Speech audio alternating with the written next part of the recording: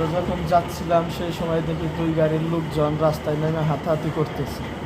আমরা যে সময় জিজ্ঞাসাবাদ করলাম, তারা বলে কিছু হয়নি।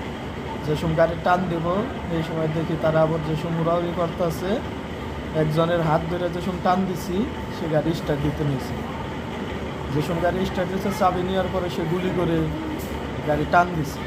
পরে আমাদের থানার যে রেকার আছে রেকার নিয়ে আমরা ব্যারিকেড দিছি। ব্যারিকেড দেওয়ার পরে আবার একটা ফাঁকা গুলি ছেড়ে এসব তারা গাড়ি নিয়ে বের হইতে পারে নাই, তারা পরে গাড়ি থেকে পলিয়ে গেছে। এটা রাত্রি আপনি 3টা নাগাদ দিল। নোয়া গাড়ি, তারা বিদেশ থেকে আসছে তাদের মালামাল নেওয়ার জন্য। তাদের এত অস্ত্র ছিল, অস্ত্র নেই। আমার সাথে আসল রেকার ড্রাইভার গুলি এক পাশ দিয়ে লেগে আরো পাশ দিয়ে বের হয়ে গেছে। আমার ননদ 29 তারিখে ঢাকা এয়ারপোর্টে পৌঁছে। আমরা 28 তারিখে ঢাকায় আসি। আসার পর 29 তারিখে ননদকে রিসিভ করার পর টঙ্গীতে আমরা একদিন রেস্টে থাকি। থাকার পরে আমাদের গাড়ি ঠিক হয়েছিল সন্ধ্যা 6টা বাজে। 6টা বাজে গাড়ি ঠিক হয়েছিল। ড্রাইভার আস্তে আস্তে 9টা বাজে 10টা বাজে এই করতে করতে করছে 12টা বাজে গাড়ি আসছে। এই ঈদে জামা জুতো অ্যাকসেসরিজের ডিসকাউন্ট। আসার পরে 12:30টায় আমরা গাড়ি ছাড়ি। গাড়ি ছাড়ার পরে শফিপুর পার হওয়ার পরে এ জায়গায় চরপাড়া পল্লী বিদ্যুতের সামনে একটা গাড়ি আসে। আসার পরে বলে গাড়ি থামাও করবো, আমরা সার্চ করব, এই গাড়ি এয়ারপোর্ট থেকে আইছে। আমরা গাড়ি থামাই না, বলে আমরা প্রশাসনের লোক, ভয় নাই তোমাদের, আমরা প্রশাসনের লোক, আমরা গাড়ি দেখে তারপরে ছেড়ে দিব। এ করে আমাদের গাড়ি তাও থামায় নাই। গাড়ি আমাদের গাড়ির সামান দিয়ে করছে, আটকায় দিছে। আটকায় দেওয়ার পরে মনে করেন যে 8 থেকে 9 জন মানুষ ছিল। একজনের হাতে বন্দুক ছিল, অন্যজনের হাতে ছিল। পুলিশের হাতে যে ওই রকি টকি থাকে এটা ছিল।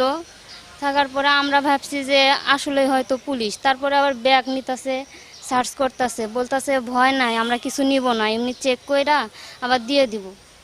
তারপরে 2টা ব্যাগ নিছে। নেওয়ার পরে পাসপোর্ট পাইছে, 2টা অ্যান্টেক ফোন পাইছে, বাটন ফোন পাইছে। মোট মিলে 5টা ফোন আর টাকা পাইছে 60-70 হাজারের মতো টাকা হবে পাইছে। ড্রাইভারে তো আগেই গাড়ি থেকে নামায় নিয়ে গেছে।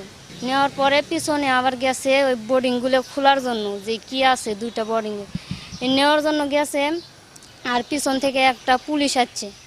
আসার পরে পুলিশটা কি করছে, পুলিশ না কি জানি আসছে। আসার পরে ওই ডাকাতের গাড়িটা চাবি যেই ঘোরাতে ধরছে, আর ওই ডাকাত পুলিশের হাতে গুলি করছে। গুলি করার পরে চাবিটা নিতে পারে নাই। আর পুলিশের সব গাড়ি আইসা পড়ছে। এই ডাকাত দল 2 দিকে দৌড় দিছে। একটা গুলি করছে, আর একটা গুলির পরে শব্দ হয়েছে, ওইটা লাগে নাই, কিন্তু হাতে একটা লাগছে। আমরা 5 জন ছিলাম, আর ড্রাইভারের একটা লোক ছিল।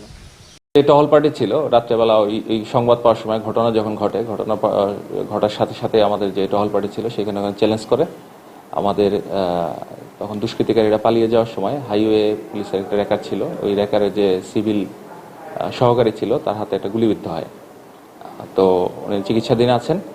আর আমাদের পুলিশ সুপার মহোদয়, আমাদের অতিরিক্ত পুলিশ সুপার ক্রাইম স্যার সহ আমাদের থানা পুলিশ সর্বতভাবে চেষ্টা করছে এবং আমরা দ্রুততম সময়ের মধ্যে এটা আমরা আইনের আওতায় নিয়ে আসবো। আমরা এখন পর্যন্ত 1 রাউন্ড ফাঁকা গুলি ছুড়েছে আর 1 রাউন্ড গুলি আমাদের ওই সিভিল হেল্পারের হাতে লেগেছে। এইটুকু পর্যন্ত আমাদের কাছে।